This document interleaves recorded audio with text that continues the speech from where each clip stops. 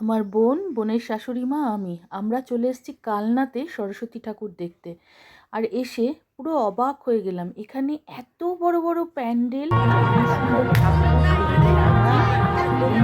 এমনি এখানে অনুষ্ঠান হচ্ছে, প্রত্যেকটা প্যান্ডেলের কিছু বাজনা এবং বিভিন্ন অর্কেস্ট্রা ফাংশন দেখে চোখ ও মন জুড়িয়ে গেল। এখানে আমরা পুরো টিম রয়েছি।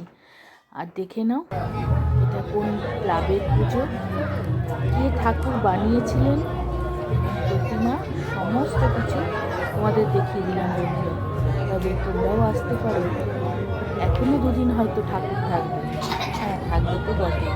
কালকে এত ভিড় ছিল, এত লোক, এত সমাগম। আর সত্যি দুর্গা পুজোর পরে এরকম বড় বড় প্যান্ডেল, ঠাকুর, লাইটিং দেখে মনটা ভরে গেল। দেখেছি জগদ্ধাত্রী পুজো চন্দননগরে, দেখেছি বাঁশবিড়িয়ার কাছে, এবার দেখলাম সরস্বতী